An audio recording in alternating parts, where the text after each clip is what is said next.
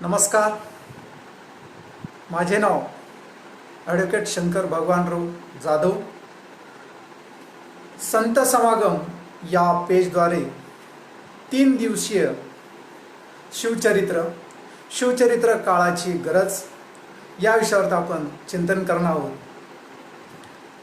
शिवरायांचे 8वावे रूप, शिवरायांचा 8वा बाप, शिवरायांचा 8वा साक्षेप भूमंडळी, शिवरायांचे कैसे बोलणे, शिवरायांचे कैसे चालणे, शिवरायांची सलगी देणे कैसी असे.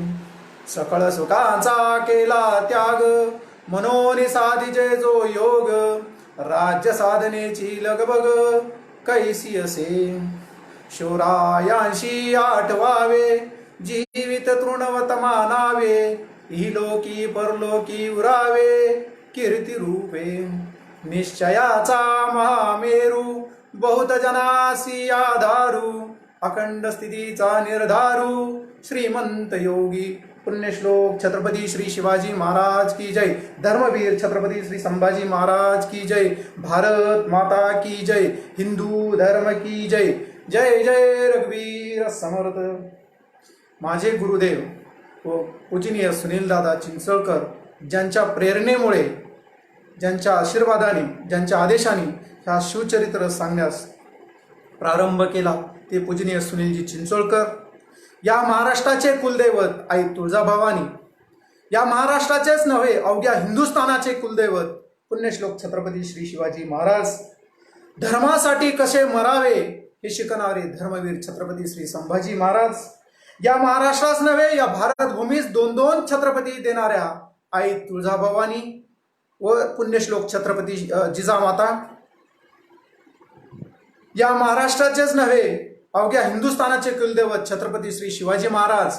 त्यांची जी मावळेत ज्यांनी स्वराज्यासाठी आपल्या प्राणाची आहुती दिली, तर प्रत्येक मावळा या राष्ट्रासाठी, या धर्मासाठी ज्या ज्या क्रांतिकारकांनी आपली प्राणाची आहुती दिली, त्या प्रत्येक कार्यकर्त्यास, प्रत्येक क्रांतिकार्यास त्यांच्या चरणी वंदन करून, तसेच सर्व माझे मित्रबंधू जे या फेसबुक लाईव्हद्वारे शिवचरित्र ऐकतात, त्या सर्वांच्या प्रेमस्थ हृदयाला, हृदयस्थ परमेश्वराला माझे वंदन करून आजच्या ह्या शिवचरित्रास प्रारंभ करत आहोत. आपण माझ्या लहानपणापासून अनेक जणांचे आम्ही शिवचरित्र ऐकतोय. शिवचरित्र कशासाठी, का बरं शिवचरित्राचा अभ्यास व्हायला पाहिजे, का त्या शौर्याच्या, का त्या पराक्रमाच्या गाथा आपण गायला पाहिजे. आपलं मन, आपलं मनगट आणि मेंदू मजबूत व्हावा ह्यासाठी तर आहेच. पण मित्रांनो, शिवचरित्र काय आहे? आजच्या काळात जर हा कटू इतिहास जर आपल्याला सांगायचा झाला, अखंड सावधान असावे, दुश्चित कदापि नसावे. आज देखील आपण समाज व्यवस्था पाहतो, ते लक्षात येते की भाषण असो किंवा व्याख्यान असो, मग ते कोणाचे असो, पण हिंदूंना वेगळा न्याय आणि इतर धर्मियांना वेगळा न्याय. आजही आपण पाहतोय की इतर धर्मियाचे भोंगे वाजून आपली जाग येते. अहो, नुसती जाग येते, जाग येऊन काय उपयोग? आपण जागरूक केव्हा होणार? हा जाज्वल्य इतिहास आपण कधी जगणार? ह्या गुलामगिरीच्या मानसिकतेतून आपण बाहेर कधी येणार? पुन्हा हा वैभवशाली महाराष्ट्र, वैभवशाली भारत केव्हा उभारणार? जोपर्यंत शिवचरित्र आपण अंमलात आणणार नाही, तोपर्यंत हे कदापि शक्य नाही. जसे रामायण, जसे महाभारत, जसे कृष्ण, रामकथा, भागवत, तुकाराम गाथा, ज्ञानेश्वर माऊलींची ज्ञानेश्वरी, दासबोध यांची पारायणे होती, तशीच छत्रपती शिवरायांच्या विचारांची, गाथेची, त्यांच्या पराक्रमाची, शौर्यांची मठा मंदिरातून पारायणाची पारणं व्हायला पाहिजे. आणि तरच येणारी काळ, येणारा पिढी जो आहे, एक वैभवशाली, एक मन आणि मनगट आणि मेंदू मजबूत असलेला नवतरुण, नवदेश हा उभा राहील. पण हे केव्हा शक्य? जोपर्यंत तुम्ही आम्ही शिवचरित्र जगणार नाही. मग शिवचरित्र जगले का? कसे जगायचे? काय तरी होतं शिवचरित्रामध्ये? हे सगळ्यांना हे अनुभवायचं आहे काय? काय काय त्यांनी केलं, काय काय पराक्रम त्यांनी केले. अहो कविभूषण उगाच म्हणत होता का? उगाच म्हणून गेला, काशी की कला जाती मथुरा की बजित होती, अगर एक शिवबान होते तर सुन्नत होती सबकी. अहो आज तुम्ही आम्ही ज्या जातीत भांडतोय ना, याचं श्रेय छत्रपती शिवरायांना जातं. जर छत्रपती श्री शिवाजी महाराज जर जन्मलेच नसते तर तुमची आणि आमची एकच जात असती, पालथी मांडी घालून पश्चिमेकडे प्रार्थना करायची. शिवचरित्र कशाला? अहो नेमळत नाही, स्वाभिमान जागायचा, शौर्य पराक्रम तेज. एवढा वैभवशाली महाराष्ट्र, एवढा मान, एवढा मनगट आणि मेंदू असा मजबूत असला पाहिजे. ते कशातनं मिळेल? ते छत्रपती श्री शिवाजी महाराजांच्या चरित्रातनं मिळेल. बरं का चरित्र जगायचं? ह्याचसाठीच तर सांगतोय की आपण जागरूक व्हावं, निर्भीड व्हावं. यासाठी शिवचरित्र आपल्याला जर समजून घ्यायचं असेल तर त्याची पार्श्वभूमी सुद्धा आपण समजून घ्यायला पाहिजे. मग काय होतं? का बरं छत्रपती श्री शिवाजी महाराज घडले? का शहाजीराजेंना, का जिजामातेंना असं वाटलं की माझ्या पोटी, आमच्या पोटी एक पुत्र असा जन्मी यावा, जो असा त्याने हातात ढाल तलवार घ्यावं, खडक घ्यावं, धनुष्य बाण घ्यावा, तलवार घ्यावी, गनिमावरती तुटून पडावं आणि एक वैभवशाली महाराष्ट्र त्यांनी निर्माण करावा? का वाटलं? अशी का बरं काय महाराष्ट्रात, भारतात काय अवस्था होती ज्या कारणामुळे हे छत्रपती श्री शिवाजी महाराज घडले? हो, महाराष्ट्राच्या अगोदर आपण भारताची परिस्थिती बघू. 712 मध्ये सगळ्यात पहिला आपल्या देशावरती सिंध प्रांतामध्ये हमला केला गेलाय 712 मोहम्मद बिन कासिमने. त्याच्यानंतर 1001 ते 1037 पर्यंत हिंदुस्थानावर 17 वेळेस मोहम्मदाने हमला केला. त्यानंतर आपण जर बघितलं तर एकामागून एक हमले होतच गेले. अहो बाबर आला, बाबरनी 1526 ते 30, हुमायून आला त्यांनी 1530 ते 56, अकबर आला त्यांनी 1556 ते 1605, जहांगीर आला 1605 ते 1627, शहाजहान आला 1627 ते 1628, त्याच्यानंतर औरंगजेब आला 1658 ते 1707. सतत ह्या लोकांनी आपल्या देशावरती सतत आक्रमण करत गेली आणि यांचा एकच बेत, हिंदूंची मंदिरं तोडून टाकायची, भोळ्या भावड्या स्त्रियांचा आबरू लुटायची, भोळ्या भावड्या जनतेना एक तर धर्म परिवर्तन करायला लावायचं, नाही तर त्यांना मारून टाकायचं. एवढाच यांचा उपक्रम राहायचा. मग एवढं असताना हे फक्त आतापर्यंत 1294 पर्यंत ते 98 पर्यंत हे महाराष्ट्राच्या बाहेर होतं. आणखीन महाराष्ट्रात याचं लोण पसरलेलं नव्हतं. किंबहुना हे आक्रांता मोगल सरकार, मोगल कुरपुर्ती हे सगळे आपल्या याच्या महाराष्ट्रापर्यंत आले नव्हते. शिवचरित्र कशासाठी? भारत स्वातंत्र्य झाल्यानंतर लॉर्ड एल्फिस्टन हा इंग्रज गव्हर्नर भारतात आला पहिल्यांदा. त्यांनी पत्रकार परिषद घेतली आणि त्या पत्रकार परिषद घेत असताना भारतीय पत्रकारांनी त्याला प्रश्न विचारला. इंग्रज गव्हर्नरला त्यांनी प्रश्न त्याला विचारला, मौलिक प्रश्न विचारला त्यांनी, की तुम्ही ज्यावेळेस औरंगजेब 7 लाख फौज घेऊन महाराष्ट्रावर आला त्यावेळेस त्याला भारतावरती तर सोडा, पण संपूर्ण महाराष्ट्रावर तो राज्य करू शकला नाही. किंबहुना छत्रपती श्री शिवरायांचं साम्राज्य संपू शकला नाही. 7 लाख फौज घेऊन आला होता आणि तुम्ही मुठभर इंग्रज आले आणि महाराष्ट्रच नव्हे तर संबंध भारतभर तुम्ही राज्य करू शकले. याचं कारण काय? एका ओळीतला लॉर्ड एल्फिस्टननी उत्तर दिलं मित्रांनो. एका ओळीत उत्तर त्यांनी सांगितलं. त्यांनी उत्तर दिलं, ज्यावेळेस औरंगजेब 7 लाख फौज घेऊन महाराष्ट्रात आला त्यावेळेस इथली जनता शिवचरित्र जगत होती आणि ज्यावेळेस आम्ही ह्या महाराष्ट्रात आलो, भारतात पाऊल ठेवला आणि महाराष्ट्रातही पाऊल ठेवला, त्यावेळेस इथली जनता शिवचरित्र विसरलेली होती. किती शिवचरित्र आवश्यक आहे बघा. आमच्या बालपणी आम्ही पाहिलंय की पूजनीय बाबासाहेब पुरंदरे यांच्या मुखातनं शिवचरित्र ऐकलं, सच्चिदानंद शेवडे यांच्या मुखातनं शिवचरित्र ऐकलं, विजयराव देशमुखांच्या मुखातनं ऐकलं, आदरणीय पूजनीय शिवाजीराव भोसलेंच्या मुखातनं शिवचरित्र आम्ही लहानपणी असताना ऐकलं. त्यानंतर आपले आता निनादजी बेडेकर ते आता नाही आहेत, त्यांच्या मुखातनं शिवचरित्र ऐकलं. ह्या मागील 4-5 वर्षापासून तर शिवचरित्र सांगायला कोणी नाहीच आहे. आमचं भाग्य असं की पूजनीय सुनीलदादा नाही आहेत, पण शिवचरित्र सांगण्याची जगण्याची जी प्रेरणा आणखीन कोणी जर दिली असेल ती पूजनीय सुनीलदादा चिंचोळकरांनी दिली. पण मागच्या 2 वर्षापूर्वी त्यांनी देहत्याग केला. त्यानंतर आणखीन शिवचरित्र सांगणारं आता कोणी नाही आहे पण मोजकेच आहे. पण तेही ठराविक ठिकाणी. दादांचाही तसा आग्रह होता की शिवचरित्र सांगणारे तरुण ह्या महाराष्ट्रात, ह्या भारतात तयार झाले पाहिजे आणि छत्रपती श्री शिवाजी महाराजांचं गुणगान ह्या पूर्ण महाराष्ट्रभर नव्हे, भारतभर नव्हे, तर जगभर छत्रपती श्री शिवाजी महाराजांचं गुणगान आपण गायलं गेलं पाहिजे. जसं रामायण, महाभारत, कृष्णकथा आपण रोज जरी ऐकली तरी आपण बोर होत नाही. सूर्य रोज जरी उगवला तरी आपण बोर होत नाही किंवा आपल्याला काही त्याचं वाटत नाही. तसंच छत्रपती श्री शिवा जसं हे रोज ऐका वाटतं रामायण महाभारत, तसं छत्रपती श्री शिवाजी महाराजांचं चरित्र रोज जरी ऐकलं तरी आपल्याला काही वाटत नाही. ते रोज आणि रोज ऐकावंच वाटतं. छत्रपती श्री शिवाजी महाराजांचं चरित्र पुढे जाण्याच्या अगोदर त्यांची पार्श्वभूमी, कोणत्या पार्श्वभूमीवर छत्रपती श्री शिवाजी महाराज जन्मले होते आपण ते बघू. ह्या सगळ्या आक्रांतांनी तुम्हाला सांगितलं की आतापर्यंत आक्रमणं केली होती. इतका वैभवशाली महाराष्ट्र होता. किती वैभवशाली महाराष्ट्र होता. संत ज्ञानेश्वर महाराज जायच्या अगोदरची गोष्ट मी सांगतो तुम्हाला. त्याच काळामध्ये अनेक संत होऊन गेले.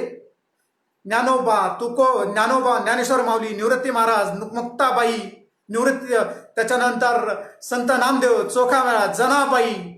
अहो, संत नामदेवाच्या घरी त्यांचे वडील संत, त्यांची आई संत, त्यांची मुलगी संत, त्यांची पत्नी संत, त्यांच्याकडे धुणे भांडे करणारी जी बाई होती म्हणजे त्या जनाबाई, त्या सुद्धा संत होत्या. एवढे जण संत त्या काळी होऊन गेले. त्याच काळामध्ये ही गोष्ट आहे. त्या काळाच्या अगोदरपर्यंत ही गोष्ट आहे की वैभवशाली, किती वैभवशाली महाराष्ट्र होता. त्या काळी नद्या ज्या वाहत होत्या, त्या नद्याच्या काठी ज्या माता भगिनी धुणं धुवायला जायच्या, तर त्या धुणं धुवायला जात असताना तिथली दगड जी आहे सोन्यासारखी पिवळी धमक झाली होती. कशाने माहिती? आपल्या ज्या माता भगिनी धुणं धुवायला त्या दगडावर जायची, त्यांच्या बांगड्या आणि पाटल्या त्याच्यावरती आदळून पिवळी धमक असायची. एवढा वैभवशाली महाराष्ट्र. अहो, किती वैभवशाली महाराष्ट्र. आपल्याला इथून माहिती आहे संभाजीनगरहून 70 किलोमीटर शनी शिंगणापूर मंदिर आहे.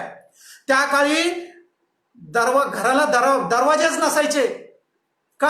कारण सगळं वैभवशाली होतं. कोणी कोणाकडे चोरीला जात नव्हतं. सगळीकडे जे जे पाहिजे ते मिळत होतं. आजही त्याचं प्रतीक शनी शिंगणापूरला आहे. तिथं कुठल्याही घराला दरवाजे नाहीयेत. आजही तीच परिस्थिती आहे. एवढा वैभवशाली महाराष्ट्र होता. म्हणून तर माऊली ज्ञानेश्वर म्हणतात ना त्यांच्या पसायदानामध्ये, जो जे वांछेल तो ते लाहो प्राणी जात. किती वैभवशाली महाराष्ट्र होता त्याचं प्रतीक आहे. पण जसाही ज्ञानेश्वर माऊलींनी 1294 साली हा देह ठेवला आणि नंतर ह्या महाराष्ट्रावरती अवकाळा सुरू झाली. दिन अल्लाहू अकबर म्हणत अल्लाउद्दीन खिलजीने पहिलं आक्रमण केलं महाराष्ट्रावरती, आणि तेही संभाजीनगर पासून जवळपास 27-28 किलोमीटर असलेल्या देवगिरी किल्ल्यावरती. एकमेव हिंदू राजा होता रामदेव राय यादव. अहो, त्याचं कौतुक, किती कौतुक. त्यांचं कौतुक ज्ञानेश्वर माऊली महाराजांनी त्यांच्या ज्ञानेश्वरीत सुद्धा लिहून ठेवलं. किती सर्वगुण संपन्न होता. पण तरी सुद्धा एवढा दिन अल्लाहू अकबर म्हणत पहिलं आक्रमण अल्लाउद्दीन खिलजीने ह्याच देवगिरी किल्ल्यावरती केलं. आणि केलं तर केलं. कोणती वेळ साधली? रामदेव रायाचा मुलगा शंकरदेव यादव तो जंगलात गेला होता. सावधपणा नाही, कुठलाही सावधपणा नाही, आपल्या राज्याची जबाबदारी नाही. त्याचंच प्रतीक म्हणून काय, ज्यावेळेस अल्लाउद्दीन खिलजीने देवगिरी किल्ल्यावरती आक्रमण केलं तर लढायला काय, त्यांना वाटलं की जी धान्याने भरलेली पोती होती ती सगळी पोती मिठाने भरलेली होती आणि अर्धा अवसन रामदेवरायचं तिथंच गळालं. आणि आणखीन पुढे त्यांनी सांगितलं अलाउद्दीन खिलजीनी, हे तर आम्ही आक्रमण आता केलंय, पण त्यांनी नदीच्या पलीकडे काही दूर अंतरावरती 1000 पठाण ठेवले होते. पण त्यांनी खोटं बोललं रामदेवरायने की ही तर थोडीच फौज आहे, पण दिल्लीहून आमची लाखाची फौज येते. आणि वाटाघाटी सुरू झाल्या, बोलणी चालणी सुरू झाली. हे चालू असतानाच शंकरदेव यादवला खबर मिळाली की आपल्या देवगिरी किल्ल्यावरती अलाउद्दीन खिलजीने आक्रमण केलं. मग काय, शंकरदेव यादव आला. अहो, थोडी गरज होती, वरतून रामदेवरायांनी आणि खालून शंकरदेव यादवनी तर त्यांनी लढाई चढवलीच होती, पण वरतून रामदेवराय यादवनी जर वरतून थोडेसे दगडफेक आणखीन काहीतरी आक्रमणाला सुरुवात केली असती तर मधल्यामध्ये अल्लाउद्दीन खिलजीची खिचडी झाली असती. पण नाही, पराभवातून शिकलेलं नाही, सावधानतेतून नाही. आणि शंकरदेव यादवला शंकरदेव यादवनी जवळजवळ अल्लाउद्दीन खिलजीला संपवण्याचा प्रयत्न केला होता. पण तितक्यात ती काठावर ठेवलेली 1000 फौज पठाण होते, ते दौडत आले आणि त्यांना वाटलं की सीमेलगत ठेवलेली लाखाची जी दिल्लीहून फौज आहे ती आली. शंकरदेव यादव पळायला लागला, त्याच्या पाठीमागं त्याच्या सैन्य पळायला लागले. अजिबात शहानिशा नाही, खरंच तेवढे सैन्य आहे का, काय आहे का. आणि मग शंकरदेव यादव पळून गेला. आणि मग रामदेवराय यादव सोबत अल्लाउद्दीन खिलजीनी तहाची बोलणी सुरू केली. रेशमाच्या 4000 गाठी, कैक पिप सोनं, कैक पिणं मानकं, मोती, अशा भरून सोनं, नाणं, जड, जवाईर, रेशमी कापड सगळ्याची सगळं त्या अल्लाउद्दीन खिलजीने रामदेवराय यादवकडून घेऊन टाकलं. एवढंच नाही तर पुढे त्यांनी या महाराष्ट्राची लक्ष्मी तर गेली, या महाराष्ट्राचं वैभवही त्याबरोबर गेलं. आणि महाराष्ट्राची लक्ष्मी म्हणजेच रामदेवराय यादवची 16 वर्षाची कन्या ज्येष्ठा पल्ला, हिलाही त्या रामदेवराय यादवनी तुरीच्या शेंगा किंवा एखादं झार ओरबडावं तसं रामदेवराय यादवकडून ओरबडून घेऊन गेलं. हा एक प्रकारचा जिहादच आहे. 42 ते 45 वर्षाचा अल्लाउद्दीन खिलजी आणि 16 वर्षाची ज्येष्ठा पल्ला. आजही आपण लव जहादमध्ये पाहिलं तर अशीच केसेस आपण बघतो. आणि एक प्रकारे रामदेवराय यादव तिथं हरला आणि त्याच्याबरोबर तह झाला. काही दिवसांनी रामदेवराय यादव गेला. त्याच्यानंतर शंकरदेव यादव गादीवर बसला आणि जी काही वार्षिक खंडणी द्यायची होती ती खंडणी शंकरदेव यादवनी बंद केली. आणि बंद केल्यानंतर कुतुबुद्दीन खिलजी त्याने आक्रमण केलं. पुन्हा तह झाला. पुन्हा 2-3 वर्ष गेले. शंकरदेव यादव गेला. त्याच्यानंतर त्याच्या जागी रामदेवरायाचा जावई हरपालदेव यादव हा गादीवर बसला आणि त्यांनी पुन्हा त्या खंडणी देणं बंद करून दिली. आणि नंतर कुतुबुद्दीन खिलजी पुन्हा त्यांनी आक्रमण केलं आणि एवढं भयंकर आक्रमण केलं की या कुतुबुद्दीन खिलजीने त्या हरपालदेव यादवला सोळो की पळो करून टाकलं. पूर्ण साम्राज्य नष्ट करून टाकलं. नुसतं साम्राज्यच नष्ट करून टाकलं नाही तर त्यांनी शेळ्या आणि बकऱ्या जशा कातडं सोलतात तसं त्या हरपालदेव यादवला सोललं आणि त्या याच्या वेशीवरती टांगून ठेवलं. गिधडं येतात, कावळे येतात, चोच मारतात. त्या जास्वंदासारखं शरीर हरपालदेव यादवचं ह्या कुतुबुद्दीन खिलजीने पार सोलून टाकलं होतं. त्याच काळामध्ये विजयनगरच्या साम्राज्यामध्ये तो राजा होता. त्या राजाचे सुद्धा यांनी असेच हाल केले. अहो, त्या विजयनगरच्या राजाचे तर असे हाल केले, त्या विजयनगरच्या राजाचं मुंडकं शरीरापासून तोडलं आणि जिथून त्या साम्राज्याची घाण एका गटारीतून बाहेर पडत होती त्या गटारीच्या ठिकाणी ते मुंडकं पूर्ण सबंध जी घाण आहे त्याच्या तोंडावाटे तिथून जात होती. एवढा किळसवान प्रकार घडत होता. खूप किळसवान प्रकार घडत होता. आणि याच काळात हे सगळं पाहायला संत नामदेवांनी पाहिलं. संत चोखोबांनी पाहिलं, जनाबाईंनी पाहिलं, नाथाने सुद्धा त्यांच्या ह्या सगळ्या याच्यातून बाहेर येण्यासाठी नाथांनी भारुडं लिहिली, त्यांनी वासुदेव लिहिला. अहो संत नामदेव त्यांचे पण खूप हाल झाले. 1350 काल त्यांची पुण्यतिथी होती आणि संत सावता जे होते त्यांची पण आज आहे, त्यांनाही आज विनम्र आवेदन सावता माळींचं पण. तर कसे हाल होत होते. मंगळवेढ्याच्या तिथे चोखोबा होते, त्या चोखोबाला पण बरीच शहाणी बळजबरी ओरबडून घेऊन तिथला जो मंगळवेढ्याचा वाडा बांधायला लागले होते आणि वाडा बांधल्यानंतर चोखामेळा सुद्धा त्याच दबून मेला. पण नामदेव महाराजांना लक्षात आलं की संत चोखाही गेलेत, पण मग त्यांना त्यांच्या अस्थी कशा घ्यायच्या, तर मग त्यांनी तिथं गेले, तिथं अस्थी त्यांच्या कलेक्ट केल्या. तर त्या कानाला लावलं, ज्या अस्थीतून विठ्ठल विठ्ठल विठ्ठल असा आवाज येत होता त्या सगळ्या अस्त्या गोळ्या केल्या आणि पंढरपूरच्या पांडुरंगाच्या पायथ्याशी आजही ती आपल्याला संत नामदेवच्या चोखामेळ्याची पायरी तिथं आपल्याला बघते. तिथं त्यांचा अंतिम संस्कार आणि तिथं त्यांची समाधी. लक्षात घ्या किती घाणेरड्या पद्धतीनं हे सगळं महाराष्ट्र भरडत होता, संपूर्ण भारतही भरडत होता. आणि याच काळामध्ये नाथांनी भारुडं लिहिली आणि भारुडामधून ते लोकांची जागृती करत होते. बये दार उघड, बये दार उघड, बये दार उघड. आणि सिंदखेड राज्यात, विदर्भ नगरीत सिंदखेड राजामध्ये त्या बयेने दार उघडलं लखोजीराव जाधव यांच्या. आणि दुसरीकडं जे काही सूर्योदय किंवा जे काही प्रकाश म्हणतो, एखादा मिनमिनता दिवा लागलाय तो एक सिंदखेडमध्ये आणि भोस जाधव घराण्याचा, आणि दुसरा मिनमिनता दिवा तेलतोय वेरूळचा परगाना इथेच घृष्णेश्वराच्या तिथं बाबाजीराव भोसले यांची 2 मुलं होती, विठोजी आणि मालोजी. हे दोघं जण तिथं वावरत होती आणि वावरत असतानाच तेही सगळे संकट झेलत होती, पण दोघं जण कष्टकरी होते. आणि ते रोज म्हणायचे एकमेकाला, विठोजी आणि मालोजी, की दादा हा घृष्णेश्वराचं मंदिर किती जीर्ण झालंय, याचा आपल्याला जीर्णोद्धार करायला पाहिजे. तिथला जो आड आहे त्याला जो आजही ते अहिल्याबाई होळकरांनी त्याला नंतर हौद तो बांधून घेतला, यांच्या नंतर बांधून घेतला, पण तोही हौद आपण दुरुस्त करू. आणि दोघांच्या मनात तळमळ होती की आपण याचा जीर्णोद्धार केला पाहिजे, आपण आपल्या याच्यावरती जगलं पाहिजे, आपलं काहीतरी साम्राज्य निर्माण झालं पाहिजे, आपण आपल्या स्वतःच्या जीवावरती काहीतरी आत्मनिर्भर झालं पाहिजे.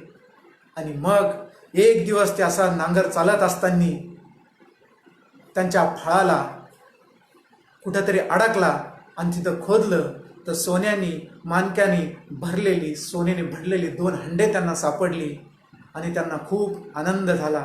म्हणतात ना, सत्य संकल्पाचा दाता भगवंत, त्याचप्रमाणे त्यांचा संकल्प चांगला होता. भगवंताने त्यांना भरभरून आशीर्वाद दिला आणि त्याच सोन्याने नाण्याने भरलेल्या हंड्याने त्यांनी त्यांच्यातनं काही घोडे विकत घेतले, त्याच्यात तलवारी विकत घेतल्या आणि जवळपास 200च्या आसपास त्यांनी त्यांचं सैन्य तयार केलं. त्यानंतर त्यांनी त्याच्या अगोदर पूर्ण घृष्णेश्वर महादेवाचं मंदिराचा जीर्णोद्धार केला, हौदही व्यवस्थित पाण्यासाठी त्यांनी बांधून घेतला. आणि यांचं ज्यावेळी साम्राज्य निर्माण झालं तर मोठं त्यांनी 200च्या आसपास घोडे तयार केले, सैन्य तयार केलं. आणि ही बातमी ज्यावेळेस निजामाला कळली, निजामाने त्यांना दोघांनाही बोलून घेतलं आणि त्यांना बक्षीस दिलं की पुणे भाग, सुपे भाग ते वेरूळपर्यंत हा सगळा परगाना तुम्ही सांभाळावा. पुढे चालून मालोजीरावांना 2 मुलं झाली, शहाजी आणि शरीफजी. आता तुम्ही म्हणता शहाजी आणि शरीफजी कसं, तर ज्या काळी जे राजा असतात त्या राजाप्रमाणेच ती प्रजा वागत असते. एक पुढं पीर होता, त्या पीराहून त्या शहाजी आणि शरीफजी असं त्या नावावर त्याच्यावरती नाव ठेवलं गेलं दोघांचंही. शहाजीराजे लहानपणी असतानाच त्यांचे वडील मालोजीराव गेले.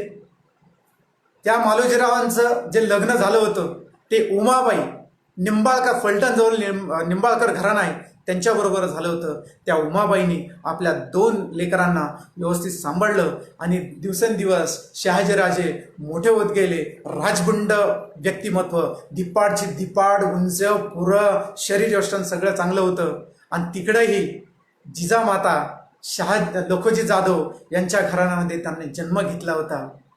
आणि काही दिवसांनी ज्यावेळेस आपण म्हणतो ना की मुलगी बघताना घराण्याशी घराणं सारखं असलं पाहिजे, आणि ती सोयरीक घेऊन मग इकडं आले आणि मग शहाजीराजेंबरोबर जिजाबातेचं लग्न जमलं. आणि लग्न झाल्यानंतर जिजाबाई दिवसेंदिवस त्यांच्याबरोबर संसार करत असताना इकडे 10 वर्ष 8 वर्ष निघून गेले. आता मुख्यतः जिजामाता त्यांच्या संसाराला लागल्या होत्या आणि त्या हळूहळू मोठ्या होत होत्या. त्यांच्यामध्ये प्रचंड एकदम ज्याला म्हणतो ना आपण लहानपणापासूनच समजदारपणा होता. आणि समजदारपणा असतानाच इकडे आल्यानंतर त्या सगळं जे काही निजामांनी, आदिलशाहांनी, कुतुबशाहांनी, बरीदशाहांनी या राज्यामध्ये, महाराष्ट्र राज्यामध्ये जे जनतेचे हाल केले होते, त्या हालेसाठी लोकांनी जागृत व्हावं, त्याच्यासाठी तीळ तीळ जीव तुटत होता. जिजाबात्या गर्भवती होत्या. ही घटना खूप अवश्य आहे की ती तुम्हाला सांगणं खूप गरजेचं आहे. कोणत्या पार्श्वभूमीवर छत्रपती श्री शिवाजी महाराज जन्माला येतात? सन 1623 सालची घटना आहे. कसं असायचं त्या काळी? निजाम असो, मोगल असो, आदिलशाही असो, कुतुबशाही असो, वर्षातनं ही सगळी सरदार मंडळी एकत्र यायची. आणि एकत्र आल्यानंतर त्यांची जी मुलं असायची ती कामाला ठेवायची त्यांच्याकडे आणि मनसबदाऱ्या त्यांचा वाटल्या जायची. असंच एकदा 1623 घटना नगरच्या ठिकाणी, नगरच्या किल्ल्यामध्ये घडलेली घटना आहे. सगळे सरदार जमले होते, सगळा दरबार भरला होता. दरबार भरला, खंडागळे होते, भोसले होते, जाधव होते, गायकवाड होते, आपलीच मंडळी. बघा, जिजामाता म्हणत असे, हो मराठ्यांच्या तलवारीत पाणी आहे, पण ते आपसापसात लढून एकमेकात पाण्यासाठी. दुसरं असं सांगा वाटतं, असं म्हणा वाटतं, पूजनीय सुनीलदादा त्यांच्या व्याख्यानात म्हणायचे, त्या काळी हत्ती आपसापसात भांडत असायची आणि कोल्हे कुत्रे ते राज्य करायची. आजही काही अंशी तीच परिस्थिती आहे. जनतेच्या मनात ते नाहीये, पण दुसरंच येत आहे आणि ते राज्य करताय, तशीच परिस्थिती आहे. खूप अवघड आहे. म्हणून जनतेने सतत जागरूक राहायला पाहिजे, सतत आपला शिवरायांचं चरित्र जगलं पाहिजे, आपला स्वाभिमान जागा ठेवला पाहिजे, निंबळटपणे राहू नये, अजिबात नाही. अहो, सापाला जरी मारलं, माहितीये त्या सापाला आपण मरणार आहोत, पण तरी तो फुतकारतो. किमान तेवढं तर फुतकारलं पाहिजे या हिंदूंनी, तेवढं तर फुतकारलं पाहिजे. सगळी ही सरदार नगरच्या किल्ल्यामध्ये जमा झाली होती. दरबार भरला. दरबार भरल्यानंतर जी काही मनसबदाऱ्या त्या वाटल्या गेल्या होत्या आणि खंडागळ्याचा हत्ती त्यांनी तिथं आणला होता. आणि काही क्षणात त्या खंडागळ्याच्या हत्तीला काय झालं माहित नाही, पण तो खूप उन्मत्त झाला. उन्मत्त झाल्यानंतर तो सैरावैरा धावू लागल्यानंतर तो लोकांना तुडीत मारीत, माणसं मारीत, जाऊन राहुट्या तोडीत पुढे जाऊ लागला. जात असताना ही गोष्ट पाहिली. शहाजी भोसले यांचे जे चुलत भाऊ आहे संभाजी भोसले, आणि तिकडून लखोजी जाधव यांचा मुलगा जो आहे दत्ताजी जाधव, म्हणजे जिजामातेचा भाऊ. आता खंडागळ्यांचं आणि जाधवांचं सौख्य, गायकवाडांचं आणि भोसलेंचं सौख्य. हत्ती उधळला. मग भोसलेने सांगितलं की त्याला शांत करा. संभाजी भोसले सांगितलं त्याला शांत करा. तो हत्ती काही शांत होईना. सगळे बघता की त्याला शांत झाला पाहिजे, शांत कोणी पण आवरल्या जात नव्हता. पिसाळल्यासारखा तो करत होता. आणि मग काही क्षणामध्येच पुढे येऊन संभाजी भोसले पुढे आले आणि एका टप्पूमध्ये, एका तलवारीच्या फटक्यामध्ये त्या हत्तीची सोंड तोडली आणि क्षणार्धात तो हत्ती मेला. आता इथे युद्ध संपायला पाहिजे होतं, आता इथे ती लढाई संपायला पाहिजे होती, पण नाही. हिंदू शिकणार नाही. छे. मग हे पाहत असताना दत्ताजी जाधवाला वाटलं की हा संभाजी भोसलेने हत्ती मारलाय, त्या दोघं तर का हत्ती मारला म्हणून दत्ताजी जाधव जिजामातेच्या भावाशी आणि संभाजी भोसले जिजामातेचा धीर ह्या दोघांमध्ये लढाई जुंपली आणि या लढाईमध्ये भोसलेकडून दत्ताजी जाधव मारल्या गेला. आणि ही बातमी घोड्यावर लखोजी जाधव रावटीकडे जात असताना कोणीतरी त्यांना कल्पना दिली, अहो पळता कुठं तुम्ही? तुमचा दत्ताजी भोसल्यांनी मारला असं म्हणत नाही तर त्यांनी विचार तर करा. जे घोड्याला टाच मारले टक टक टक टक करत तिथं आले जिथं घटना घडली तिथं, आणि नुसतं पाहत नाही तर समोर संभाजी भोसला दिसला. एका फटक्यामध्ये संभाजी भोसल्याला मारून टाकलं, एका फटक्यातच. आणि दुसरा वार केला, आपला जावई सुद्धा त्यांच्या लक्षात नाही आला. असं सध्या हिंदूंची परिस्थिती आहे. कोण आपलं आहे, किती जणांना जपलं पाहिजे, कोण राष्ट्र कार्य करतंय, कोण धर्म कार्य करतंय, अहो त्यांच्याशी सलगी करायला पाहिजे, त्यांची संगनमत करायला पाहिजे. वैभवशाली भारत, वैभवशाली महाराष्ट्र आपण निर्माण करायला पाहिजे. तेव्हापासून परिस्थिती आजही तिचे, म्हणून शिवचरित्र त्याच्यासाठी. त्या लखोजी जाधवने हा विचार केला नाही की आपला जावई आहे का कोणी आहे. एक तलवारीचा घाव घातला आणि फटकन लखोजी जाधवच्या थोडा मस्तकीला मर्त्यांगी लागला. भोवळ आली म्हणून शहाजीराजे वाचले. भोवळ आली म्हणून शहाजीराजे वाचले. पण ही ज्यावेळेस मग नंतर लखोजी जाधवांना पण ती गोष्ट कळाली, ते तिथून चालले गेले. जिजामाता गर्भवती होत्या पहिल्यांदा. रावटीमध्ये त्यांना गोष्ट कळाली की जाधवामध्ये आणि भोसल्यांमध्ये भांडण लागलं. मला सांगा, ह्या जिजामातेचं कोणीतरी हृदय तपासायला पाहिजे. काय ही माऊली आहे, काय हिचं मन आहे. हो, त्या माऊलीने, जिजामातेने कोणासाठी लढावं, कोणासाठी रडावं? माहेरच्यांसाठी रडावं का सासरच्यांसाठी रडावं? कोणासाठी ह्या जिजामातेने रडावं? माहेरसाठी जर ती म्हटलं तर सासरच्यांचा राग येईल, आणि सासरच्यासाठी म्हटलं तर माहेरच्यांना राग. खरंच ह्या जिजामातेचं ना खरंच कोणीतरी हृदय तपासायला पाहिजे. काय माऊलीचं हृदय असेल ना. आदरणीय विजयराव देशमुख त्यांच्या व्याख्यानात ते नेहमी म्हणायचे, जिजाबाईचा इतकं सुंदर त्यांनी विवरण. जी म्हणजे जिवंतपणा, जा म्हणजे जाज्वल्य, बा म्हणजे बाणेदारपणा, ही म्हणजे ईश्वरनिष्ठा, आणि तिला देवाला हाक मार. काय देव. मग शहाजीराजे ज्यावेळेस रावटीत आले, जिजामाता पहिल्यांदा गर्भवती होत्या, ज्यावेळेस संबंध घटना ही सगळी कळली, आणि कळल्यानंतर दोघांमध्ये संभाषण झालं, आणि मग पहिली ठिणगी हिंदवी स्वराज्य निर्माण करण्याची जिजामाता आणि शहाजीराजे यांच्यामध्ये पडली, आणि त्यांनी ठरवलं की आपलं स्वराज्य आपण निर्माण केलं पाहिजे. मग हे करत असताना काही दिवसांनी जिजामाता बाळंतीण झाल्या, आणि घरात परंपरा आहे की घरातला मोठा माणूस कोणी अगोदरचा गेला असेल त्याचं नाव त्याला देतात. म्हणजे संभाजी भोसले शहाजीराजांचे चुलत भाऊ ते वारले होते, म्हणून त्यांच्याच पुढं त्यांचंच नाव, पहिल्या मुलाचं नाव ठेवण्यात आलं संभाजी. म्हणून छत्रपती शिवाजी महाराजांच्या मोठ्या भावाने जन्म घेतला होता, त्याचं नाव संभाजी. शिवचरित्र सांगत असताना, ऐकत असताना, वाचत असताना खूप काळजी घ्यावी लागते. त्याचे बारकावे माहिती करून घ्यायला पाहिजे. संभाजी महाराजांचा 3 ठिकाणी उल्लेख येतो.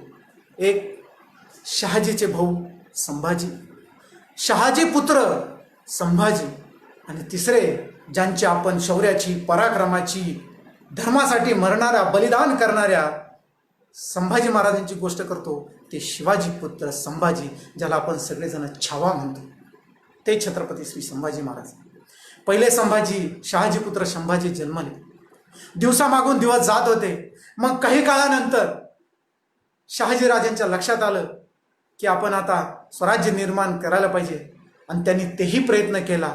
3 वर्ष जवळपास तीनदा प्रयत्न केला, पण तो विफल झाला. मग त्याच याच्यातून कधी निजामशाहकडे नोकरी, कधी आदिलशहाकडे नोकरी, कधी मोगलशहाकडे नोकरी. शहाजहांना पण माहीत होतं आणि सगळ्या आदिलशहांना, सुलतानांना पण माहिती होतं की शहाजी काय तोडीचा माणूस आहे.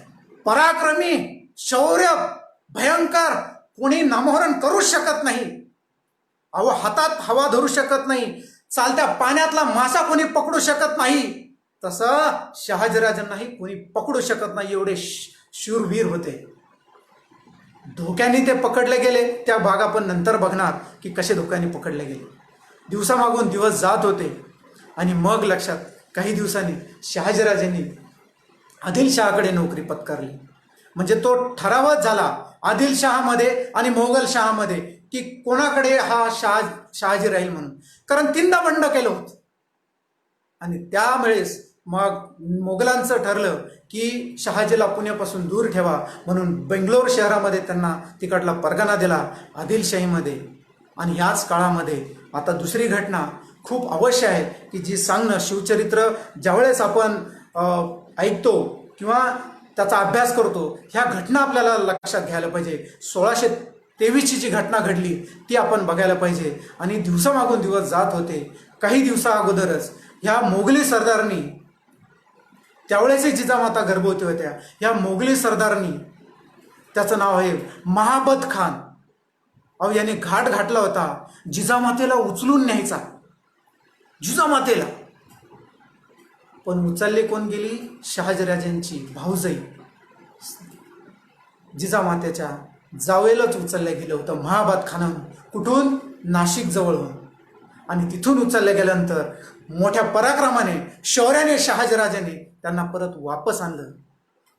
आणि त्या वापस आणत असताना तिथंच समर्थ रामदास स्वामी ज्यावेळेस टाकलीला उपासना करत होते, त्यावेळेस शहाजीराजांची आणि समर्थ रामदास स्वामींची पहिल्यांदा भेट टाकळी येथे झाली. मी सगळ्यांना आव्हान करतो की नाशिकपासून अगदी 8 ते 10 किलोमीटर अंतरावरती ते टाकळी गाव आहे. ती पावनभूमी सगळ्यांनी नक्की बघावं. आणि शहाजीराजे आणि समर्थ रामदास स्वामी या दोघांमध्ये संभाषण झालं की बाबा हे स्वराज्य निर्मितीचं सगळी हकीकत, संबंध सांगितली, संबंध हकीकत त्यांनी सांगितली. आणि समर्थांनी पण त्यांच्या काव्यामध्ये लिहून ठेवलं आहे की ते म्हणजे काय हाल चालू होते. आणि तेच सगळे हाल शहाजीराजाने समर्थांना आणि समर्थांनी शहाजीराजांना, दोघांमध्ये संभाषण झालं. काय संभाषण झालं हे इतिहासालाच माहिती, शहाजीराजांनाच आणि समर्थ रामदास स्वामींनाच माहिती. पुढे ती आणल्या सोडून नंतर ही घटना गुन्हा गाविंदांनी 23 जुलै आणि 24 जुलै ह्या दोन दिवसापैकीच आहे. तर साधारण 23 जुलै 1629 साली जिजामाता गर्भवती होत्या. मधल्या 1623 पासून ते 29 पर्यंत जिजामातेचे चारदा त्या गर्भवती राहिल्या. पण काही सोय नसल्या कारणानं चारही गर्भ त्यांचे जन्म झाल्या ते चारही गर्भ वारले, ते जिवंत राहू शकले नाही.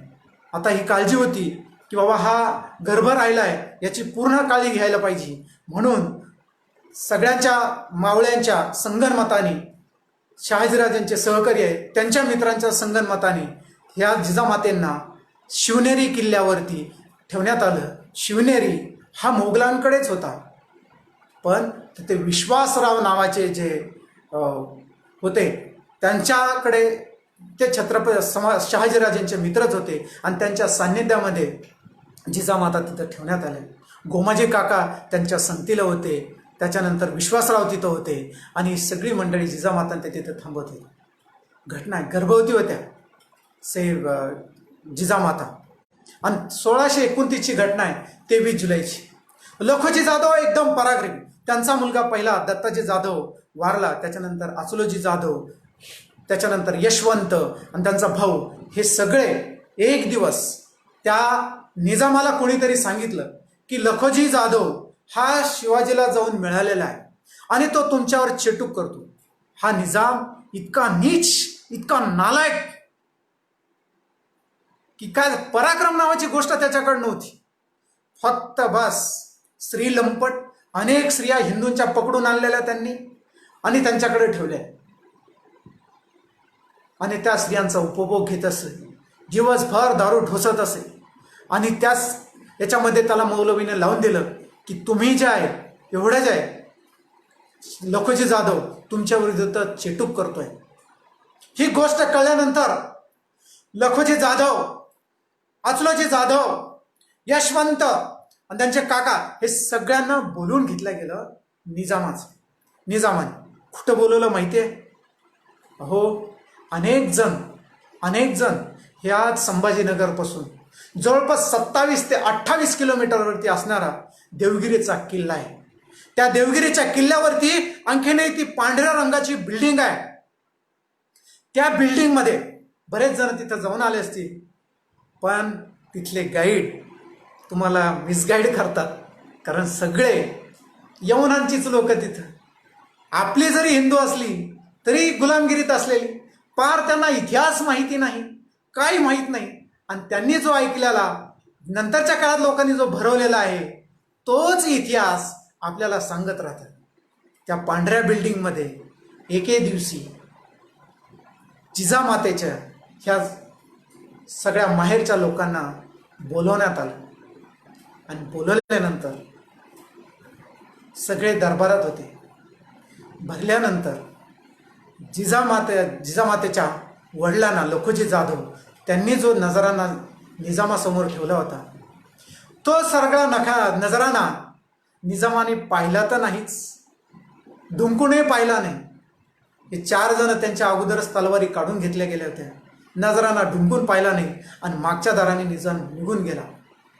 फर्राद खान, सरफराज खान, मुसे खान, फतेह खान यांनी सपासप तलवारी बाहेर काढल्या आणि याच देवगिरीच्या किल्ल्यामध्ये जिजामातेचं अख्खं माहेर कापून काढलं. एका क्षणात. काही ठिकाणी बखरीत वर्णन आहे. लखोजी जाधव आणि त्यांची सगळी भाऊ आणि पुतणे, मुलगा आणि पुतणे सगळी वाकलेली मुजरा करत असताना, कुर्निसात करत असतानाच त्यांची मुटकी छाटली गेली. ही बातमी ज्यावेळेस गर्भवती जिजामातेला शिवनेरीवरती कळली ना, तर उकळतं गरम तेल कानात ओतल्यावरती जेवढ्या वेदना होत्यात, किंबहुना त्याच्यापेक्षाही जास्त वेदना त्या जिजामातेला झाल्या असतील. दर दर दर दर दर दर खाली उतरत ती शिवाई देवीच्या जवळ गेली आणि शिवाई देवीला सांगितलं, बये दार उघड. किती दिवस हा अत्याचार करणार, किती दिवस हा अत्याचार सहन करणार? हे दार उघड. आणि त्या जिजामातेनी आपल्या त्या शिवाई देवीला एक मागणं मागितलं. मागणं नव्हे, तिला साकडंच घातलं. साकडं नव्हे, नवसाच केला. हे शिवाई देवी, हे तुळजाभवानी माते, हे जगदंबे माते, माझ्या पोटी तू पुत्रच दे. कोणीही ऑब्जेक्शन घ्यायचं कारण नाही. कारण त्याकाळी ती जनता का कारण नाही, कोणी म्हणतील की पुत्रच कस का मागितला, त्याचं संशोधन. शेळ्या मेंढ्याला उत्तर द्यायचं नाही. पुत्रच मागितला. आणि पुत्र याच्यासाठी मागितला की हे जे माजलेले यवन आहे, माजलेले जे काही मोगल सतारे, माजलेली इस्लामी सरावट आहे, ती जी काही आग होती तिच्यासाठी त्या जिजामातेनी सगळी त्या जिजामातेने मागणी त्या हिला मागितली देवीला. एवढं मागणं माहिती. आता हे सगळं चालू असताना शहाजीराजेंना पण ही गोष्ट कळाली. मग जसे आपण म्हणतो की शिवचरित्र कसं निर्माण झालं, छत्रपती श्री शिवाजी महाराज कसे निर्माण झाले, आणि त्याच्यासाठी ही पार्श्वभूमी आपण समजून घेतली पाहिजे. म्हणूनच ह्या शौर्याच्या, ह्या पराक्रमाच्या, काय लढले, काय केलं कोणी, हे सगळं आपण पाहिलं गेलं पाहिजे.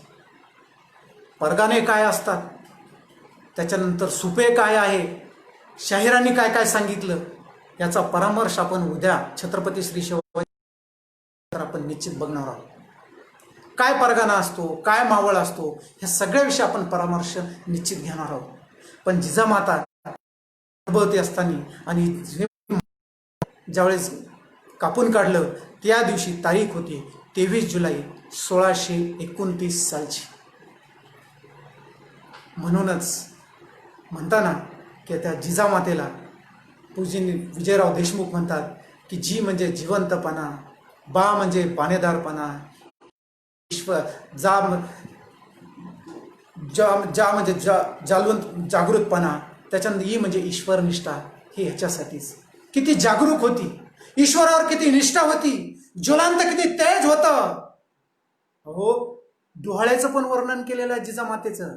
जसं आपण म्हणतो ना की प्रभू रामचंद्र ज्यावेळेस जन्मायचे होते त्यांच्या अगोदर कौशल्य मातेला सुद्धा डोहाळे लागले होते. कौशल्य मातेला सुद्धा डोहाळे कसे लागले होते? धनुष्य घ्यावा, तलवार घ्यावी, बाण घ्यावा, बाण मारावा, असेच डोहाळे जिजामातेला लागले होते. हातात तलवार घ्यावी, घोड्यावर बसावं, पराक्रम कसावं, गड किल्ल्यावरती जावं, असले डोहाळे जिजामातेला लागले होते. आणि मला वाटतं ते डोहाळे नक्कीच परमेश्वराला ऐकू गेले असतीलच, नवे नवे त्यांनीच ऐकले. हा जो चरित्र आहे का समजून घ्यायचं? प्रत्यक्ष छत्रपती श्री शिवाजी महाराजांचा जन्म आपण उद्या बघणार आहोत. पण आपल्यावरती ह्या राजवटीने कसं राज्य केलं, आपल्याला इतिहास का सांगितला जातो, म्हणूनच शिवचरित्र सांगण्यासाठी मी आपल्यासमोर काय आलो. आजपर्यंत आजच्या दिवशी आपण जिजामाता गर्भवती होत्या, मागं काय काय त्यांच्या घटना झाल्या आपण ते संबंध बघितलं. आणि उद्या जे आहे, उद्याच्या घटनेमध्ये आपण छत्रपती श्री शिवाजी महाराज जन्मल्यानंतर त्यांनी काय काय घटना केल्या, काय काय लढाई लढल्या, वयाच्या 10व्या वर्षी काय पराक्रम केला, वयाच्या 14व्या वर्षी त्यांनी काय पराक्रम केला, 14व्या 15व्या वर्षी 16व्या वर्षी 19व्या वर्षी काय काय पराक्रम केला, तर संबंध विषयाची आपण चर्चा करणार आहोत. पण शिवचरित्रानिमित्त आज थोडंसं हा पहिला दिवस असल्या कारणामुळे मी तुम्हाला शिवचरित्रासाठी किंवा इतिहासा संदर्भ काही गोष्टी तुमच्यासमोर परखडपणे मांडणार आहेत. कदाचित तुम्हाला त्या माहिती असतील किंवा माहीत नाही, पण मला सांगा अशा वाटतात की ज्या सुनीलदादांनी माझ्यावरती संस्कार टाकलेले, मला ज्या गोष्टी सांगितलेल्या त्याच गोष्टी मी आपल्यासमोर शेअर करते. कशासाठी शिवचरित्र? अहो, आतापर्यंत आहे ना, भारत स्वातंत्र्य झाल्यापासून आपल्यावरती सतत सतत सतत कम्युनिस्टरी म्हणा किंवा आणखीन मोगलीन म्हणा, त्याच धार्जिने लोक येत गेले ना आपला चुकीचा इतिहास सांगत गेले. जसं लॉर्ड ग्रँड डफ नावाचा इंग्रज अधिकारी आहे, त्यांनी विकृत करून सांगितलंय, खूप विकृत केलाय. आणि तोच इतिहास आपण ऐकतोय. आजही तीच परिस्थिती आहे. आपण लोकांच्या उंजळीना पाणी पितो. अरे कधीतरी मी बघितला का गडावर जाऊन? कधीतरी बघितलंय का मी पूजनीय बाबासाहेब, मी बघितलंय का विजयराव देशमुखांनी काय लिहिलंय, शिवाजी सांगितलंय, सुनीलदादा चिंचोळकरांनी काय सांगितलंय, सांगितलेला इतिहास आपण कधीच पाहत नाही. किंबहुना ते बघण्यासाठी गडकोट किल्ले नाही, पाहिले नाही. हो, नुसते भांडत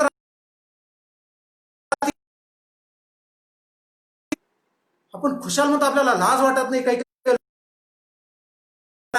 संबंधच नाही म्हणतात. अहो, आत्ता बाडी सापडायला लागल्या. माझे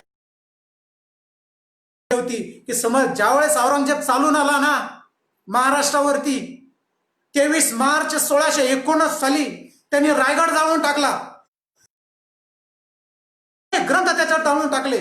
तिकोट्याचा किल्ला आहे, तर तुकोट्याच्या किल्ल्यामध्ये सुद्धा समर्थांच्या शिष्यांनी लिहिलेले सांभाळून ठेवलेले 2000 ग्रंथ होते. आणि त्याच्यात एक सुवर्ण ग्रंथ होता समर्थ रामदास स्वामींचा आत्मचरित्र, जाळून टाकलं. पण मला निश्चित खात्री आहे, ज्या पद्धतीनं कागदपत्र आता राजा बदललेला आहे, या राजाला सबसे करणं आपलं तुमचं आमचं काम आहे. वैभव राज्य आपण सांभाळायला पाहिजे. ते वर्धिष्णू कसं होईल ते आपण आता पाहिलं पाहिजे. त्या राजाला सपोर्ट केला पाहिजे. तिकोट्याचे किल्ला त्या औरंगजेबाने जाळून टाकला. त्याच्या समर्थ रामदास स्वामींचं चरित्र लिहिलेलं होतं ते सुद्धा जाळून टाकले. ते जर ग्रंथ जर सापडला ना तर शिवचरित्र पण सापडेल, समर्थ रामदास स्वामींचं चरित्र पण आपल्याला संबंध सापडेल. आणि येणारा काळ निश्चित सापडेल. कुठल्या ना कुठल्या तरी संतांनी तो सांभाळून ठेवलेला आहे. भीतीपोटी म्हणा, धाकापोटी म्हणा, हे लोक सांगत नव्हती. मागच्याच काही दिवसामध्ये राजा बदलला. एक जे मोठे खूप इतिहास तज्ञ आहे त्यांनी इतिहास प्रखरपणे मांडलाय. ही सांगायला सुरुवात झालेली आहे. शिवचरित्र परखडपणे सांगायला पाहिजे. अहो काही लोक खुशाल सांगून देतात की मुसलमानांनी 57% होतात, 93%, आता 95%. अरे एवढे टक्केवारी तर छत्रपती शिवाजी महाराज लढले तरी कोणाबरोबर? जराही आपल्याला लाज वाटेल त्यामध्ये खुशाल ते सहन करतो, समजत नाही आपल्याला. म्हणून आपण शिवचरित्राचा नीटपणे डोळे उघड जागतापणे आपण अभ्यास केला गेला पाहिजे. मानसिकता गुलामगिरीच्या मानसिकतेतून बाहेर बिलकुल यायला पाहिजे. म्हणून शिवचरित्र काय घडलं काय आम्ही साठी शिवचरित्र असायलाच पाहिजे, वाचायलाच पाहिजे. गड किल्ले वशांचा संबंध विषय तो निश्चित आपण घेऊ. आपल्याला सांगतो की हे पाचशाही, बिरदशाही, कुतुबशाही, बरीदशाही, मोगलशाही ह्या कुठून आल्या? आपण म्हणतो जुने किल्ले पाहिले की त्या बहामनी राज्यातला आहे. अरे बहामनी राजाच्या बापाने बांधून ठेवल्या ना त्याच्या अगोदर होऊन गेला राजा भोज. राजा भोजच उष्ट खरकटा यांनी खाल्लं. आणि त्याचे जे काय म्हणतो आपण हुमायूं, आणि त्या हुमायूचे 5 सुलतान, हे राजा भोजच्या नंतर ही सगळी जी सुलतान निर्माण झालेली आहे, कुतुबशाही, बरीदशाही, निजामशाही, आदिलशाही, हे सगळे सरदार होते. हे सगळे सरदार होते बहामनी राजाकडं. तो बहामनी राजा खूप दुष्ट होता. एवढा दुष्ट होता, एवढा नालायक होता, स्वतःच्या सिंहासनाचं त्याने वितळून ग्लास केले दारू पिण्यासाठी. श्रीलिंपट होता अतिशय. आणि त्या सिंहासनापासून बसलेल्या ज्या तयार केलेल्या ग्लासमध्ये दारू पित होता रोज. एक दिवस कुतुबशाह, बरीदशाह, निजामशाह, आदिलशाह, मोगल ही सुलतान होती, वेगवेगळे परगाना सांभाळीत होती. एक दिवस एकत्र आली आणि त्या बहामनी राजाचा खात्मा करून टाकल्या आणि मग यांनी आपल्या सल्तनीत वाटून घेतल्या. असे सुलतान आहेत. आणि यांनी तरी पुढं कायच केलं? यांनी तेच केलं. हो, आज एकही जुनं मंदिर आपलं सापडत नाहीये की जिथं जुनं जर महादेवाचं मंदिर होतं त्याची पिंड तरी फोडलेली आहे, त्याचा नंदी तरी फोडलेला आहे. आणि चुकीचा इतिहास आपल्याला सांगताय. हा ताजमहल विषयी सांगताय. मुमताज, आता मुमताज म्हटलं तर त्याच्यात झ येतं आणि ताज म्हटलं त्याच्यात ज येतं. आता जाऊ द्या, काय बोलत नाही त्यांच्याविषयी आणखी नाही. पण आपण किती गाफील, किती त्यांच्या ओंजळीना पाणी पिणार. आणखीन तिथं कमळाचे पूर्ण गोलाकार दिलेले घुमट ते आपण कधी पाहत नाही, किंबहुना जाता नाही त्याच्याकडे. आपल्याला काय करायचं म्हणते, आपण आपलं पोट पाहू. अरे किती दिवस आपण आपलं बघणार, काय देणार आपण पुढच्या पिढीला? आता राजा बदललाय, तुम्ही आम्ही जागरूक व्हायला पाहिजे, त्याच्यावरती चर्चा करायला पाहिजे, ते बघायला पाहिजे, शिवचरित्र अभ्यासाला पाहिजे. इथून पुढं तुकाराम गाथा, ज्ञानेश्वर गाथा जिथं जिथं पारायण होतील त्या पारायण ठेवत असताना तिथल्या महाराजांना, तिथल्या कीर्तनकारांना असं सांगायचं की एक तरी गोष्ट छत्रपती श्री शिवाजी महाराजांची सांगितल्याशिवाय आजची कथा संपवायची नाही, आजचं कीर्तन संपवायचं नाही. हे ठरवताना आपण तुम्ही आम्ही ह्या गोष्टी केल्या पाहिजे. आणि आम्हालाही जेव्हा जेव्हा शक्य होतं त्यावेळेस आम्ही कीर्तनकारांना, महाराजांना, भागवताचार्यांना ही गोष्ट सांगतोच की आता ती गोष्ट सांगणं आवश्यक आहे. शिवचरित्रात तो एक भाग आहे, सांगायलाच पाहिजे. सर्वसामान्यांपर्यंत आपला तो इतिहास आपला गेला पाहिजे. मित्रांनो, की आज पहिला जो भाग होता तो भागाची, आज पहिल्या भागामध्ये छत्रपती शिवाजी महाराजांचा अगोदरचा काळ आपण बघितला, त्याच्यात काय होतं. त्याच्यानंतर जिजामातेच्या लग्नाच्या वेळेस, लग्नाच्या अगोदर, लग्न झाल्यानंतर काय घटना घडल्या, त्या कोणत्या पार्श्वभूमीवर छत्रपती श्री शिवाजी महाराज जन्म घेणार होते, ती बाजू आपण सगळी बघितली होती. आणि हेच बघत असताना ह्या यवनांनी अत्याचार त्यांनी खूप केला. गाड्या भरून मूर्त्या ते आणत होते. तेही बराच इतिहास आहे, पण तो सांगत जर गेला तर आपल्याला पुढे वेळ मिळणार नाही. आला कधी प्रसंग तापीन ते आपण निवांतपणे त्या गोष्टी आपण आवर्जून बघूया. आजच्या भागापर्यंत, आजच्या दिवशी छत्रपती श्री शिवाजी महाराज कोणत्या पार्श्वभूमीवर जन्म घेणार आहेत किंवा घेतलेला आहे, ती पार्श्वभूमी आपण सगळी समजून घेतली. जिजामाता शिवनेरी किल्ल्यावरती होत्या. त्यांना त्यांचे दिवस भरलेले होते. भरलेल्यानंतर त्यांच्यासाठी आजही ती खोली आहे. त्या खोलीला संबंध पांढरा रंग दिला गेला होता. त्यांच्यावरती नक्षीदार फुलं सजवलेली होती, स्वास्तिक काढलेली होती. सकारात्मक जेवढ्या काही गोष्टी होत्या त्या सगळ्या दिल्या गेल्या होत्या. आणि छत्रपती श्री शिवाजी महाराज जन्माच्या वेळेस इतकी काळजी घेतल्या गेली होती, कारण त्या छत्रपती शिवरायांच्या अगोदर जिजामातेचे 4 गर्भजे झाल्या वारले होते, म्हणून खूप काळजी घेणं चालू होतं. जिजामात्या थोड्याशा छत्रपती शिवरायांच्या वेळेस त्यांना अडल्या होत्या, म्हणून शिवनेरीच्या खाली निरगुड म्हणून गाव आहे, तिथल्या एक ज्या माता आहेत त्या तिथून एक वैद्यांनी औषध बनवलं, जो काढा दिला होता. तो काढा जिजामातेला देण्यात आला. आणि ज्याच्या जन्माची आपण गोष्ट पाहणार आहोत ती आपण उद्याच्या दिवशी 4 ते 5 याच वेळात आपण बघणार आहोत. आज संबंध शिवचरित्र जे त्याच्या अगोदरची पार्श्वभूमी काय आहे ही त्यानुसार सांगितली. मध्ये जसा आणखीन काही प्रसंग येईल तर त्या गोष्टी मी तुमच्याशी काही शेअर करणार आहे. सगळ्याच गोष्टी एकत्र सांगितल्या तर लक्षातही येत नाही, म्हणून प्रसंगानुसार काही गोष्टी मी आपणास सांगत राहणार. आजच्या दिवशी संत समागम हा जो काही शिवचरित्राचा 3 दिवसीय कार्यक्रम आहे, तो जो इतिहास आहे तो आजचा पहिला दिवस तो संपलेला आहे. आणि उद्या आपण छत्रपती श्री शिवाजी महाराज जो तेजपुंज राजा या पृथ्वीवरती जन्माला, त्याचा जन्म आपण प्रत्यक्ष उद्या बघणार आहोत. त्याचं बालपण आपण बघणार आहोत. काय त्यांचे पराक्रम होता, तो संबंध जो काही चरित्र आहे ते आपण उद्या बघणार आहोत. तूर्तास आजचा हा जे प्रथम पुष्प आहे हे छत्रपती श्री शिवाजी महाराज त्या काळी असलेले, त्याच्या अगोदर असलेले, आताही असलेले सर्व संतांच्या चरणी, सर्व मावळ्यांच्या चरणी अर्पण करतो. व तुम्हा सर्वांच्या तुमच्या सर्वांच्या हृदयस्थ परमेश्वराला मी नमस्कार करून आजच्या दिवसाच्या वाणीला विराम देतो. उद्या पुन्हा भेटू. संत समागम फेसबुक लाईव्ह चॅनलवरती 4 ते 5 या वेळेत आपण आवर्जून ह्या शिवचरित्राचा आवर्जून लाभ घ्यावा कळकळीची विनंती करतो. धन्यवाद. जय जय रघुवीर समर्थ. धर्मासाठी झुंजावे, झुंजोनी अवघ्यासी मारावे, मारिता घ्यावे राज्य आपुले. देशद्रोही तितुके कुत्ते, मारो निघालावे परते. देवदास पावती फत्ते, यदरती संशयो नाही. पुण्यश्लोक छत्रपती श्री शिवाजी महाराज की जय. धर्मवीर छत्रपती श्री संभाजी महाराज की जय. भारत माता की जय. हिंदू धर्म की जय. जय जय रघुवीर समर्थ.